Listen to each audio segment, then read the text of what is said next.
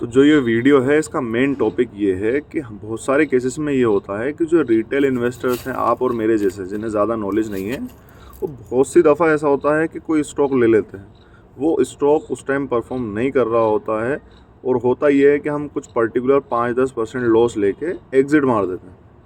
ये केस बहुत सारे लोगों के साथ हुआ है। इवन जब मैं न्यू था इस मार्केट में, मेरे साथ भी ये केस हुआ है। और न्यू जैसी कोई बात नहीं, इवन जो बड़े बड़े एक्सपीरियंस इस इन्वेस्टर्स भी रहते हैं उनके साथ भी ये चीज़ होती ही होती है। तो दिक्कत ये आती है कि वो स्टॉक उस टाइम लॉस में चल रहा होता, 5-10%, 15% लॉस में चल रहा था, उस टाइम दिमाग काम करना बंद कर देता है। कितने भी एक्सपीरियंस खिलाड़ी हों, जब स्टॉक लॉस में जाता हुआ दिखता है तो दिमाग काम नहीं करता है। माइंड में स्टेबिलिटी, शांति, कामनेस नहीं आती है कि क्या किया जाए। फिर क्या होता है, हम उस स्टॉक को बेच देते हैं। उस स्टॉक को बेच दिया, देखा कि 4-5 दिन बाद वो स्टॉक भागने लगा। ये केस सबके साथ होता ही है और होगा ज़िंदगी भर। लेकिन इससे बचने के लिए एक काम क्या किया जा सकता है, वो मैं आपको इस वीडियो में समझाऊंगा। ये सीन सबके साथ होता है, इससे बचा कैसे जा सकता है वो चीज़ आपको मैं ज़रूर समझाऊंगा इस वीडियो में। तो इस वीडियो को आप पूरा देखिएगा कि जो पोर्टफोलियो में लॉस मेकिंग स्टॉक्स हैं उनको हम होल्ड कैसे करें, किस मेंटलिटी के साथ होल्ड करें, किस कामनेस के साथ होल्ड करें, कि इस भरोसे के साथ कि ये रिकवर होना ही होना है। तो देखो, सिंपल सा एक कॉन्सेप्ट है। तुम माइंड में ये सोचो, फॉर एग्ज़ाम्पल तुम गलती करते कहाँ मैं बताता हूँ। तुम माइंड में ये सोचो कि तुम किसी पर्टिकुलर कंपनी में जॉब कर रहे हो, ठीक है, XYZ किसी भी कंपनी में जॉब कर रहे हो। उस कंपनी में तुम्हें जॉब करते हुए अच्छा खासा टाइम हो गया है। अब तुम उस कंपनी के सोचो कि शेयर्स लिस्ट हुए मार्केट में, ठीक है, तुमने उन शेयर्स को लिया, ख़रीदा, वो शेयर्स चले गए 10% नीचे। अब तुम उस कंपनी में काम करते हो, तुम्हें मालूम है कि वो कंपनी का जो प्राइस है, वो जो वैल्यूएशन है, वो जस्टिफाइड है या नहीं। तुम्हें मालूम है कि कंपनी प्रॉफिट में है या नहीं है। तुम्हें ये भी मालूम है कि तुम्हारे बॉस के पास नेक्स्ट फ्यू ईयर्स के लिए, अगले सालों के लिए कुछ ऑर्डर्स हैं या नहीं है काम धंधा करने के लिए। तुम्हें सब कुछ मालूम है। फिर तुम क्या करोगे, तुम 100% उस स्टॉक को होल्ड कर लोगे, क्योंकि तुम उस कंपनी को फेस कर चुके हो। तुम उस कंपनी का एक्सपीरियंस है, तुम उस कंपनी के प्रोडक्ट्स की नॉलेज है, तुम्हें मालूम है कि हाँ यार, जिस कंपनी में मैं काम कर रहा हूँ उसके प्रोडक्ट्स बहुत शानदार हैं। तो एट द एंड ये स्टॉक रिकवर होना ही होना है। क्यों? क्योंकि तुम उस कंपनी को देख चुके हो। अब होता क्या है, हम जिन कंपनी के स्टॉक्स खरीदते हैं हमें मालूम ही नहीं है कंपनी क्या करती है, कंपनी के पास सेल्स है या नहीं है, कंपनी प्रॉफिट में है या नहीं है, कंपनी के पास फ्यूचर ऑर्डर्स हैं या नहीं है। तो हम क्या करते हैं, एक टेम्पररी जो प्रॉफिट बुकिंग जो सीन आता है मार्केट में, जिसकी वजह से थोड़ा सा क्रैश आता है या करेक्शन आता है छोटा मोटा, उसको देख के हम लॉस में बेच देते हैं अच्छे स्टॉक्स को, जो कि रिकवर हो ही जाते हैं। तो उससे बचने का जो सबसे आसान तरीका वो ये है कि भाई जब भी स्टॉक लो तो कुछ चीज़ें उसकी ज़रूर देख लो कि कंपनी के पास फ्यूचर के लिए ऑर्डर है या नहीं है, कंपनी का जो प्राइस आप जिस पॉइंट पे ले रहे हो वो जस्टिफाइड है या नहीं है। ये चीज़ें अगर आप देख के लोगे, अब फॉर एग्जांपल मैं आपको ये बताता हूँ कि आप किसी ऐसी कंपनी का प्रोडक्ट शेयर्स ले लो। फॉर एग्जांपल आप टाटा कंज्यूमर्स का स्टॉक खरीद लो, जिसके अंदर टाटा सोल्ट आता है।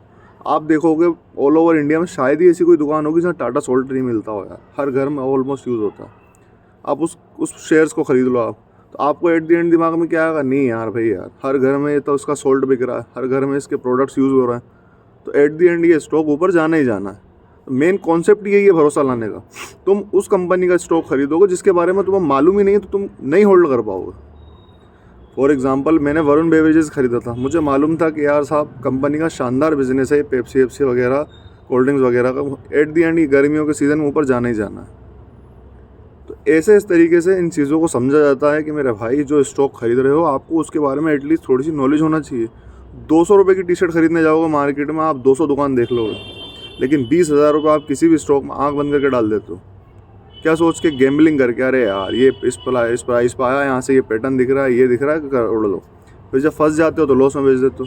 तो लॉस में ना बेचने का एक ही तरीका है बचने का, अगर स्टॉक अच्छा है जब ही होल्ड करना है। ऐसा नहीं है कि स्टॉक अच्छा नहीं है और बेच दिया, क्या नाम है, होल्ड कर लिया, तो वो यस बैंक भी बन जाएगा, वोडाफोन आइडिया भी बन जाएगा, रिलायंस पावर भी बन जाएगा, इतना नीचे आ जाएगा।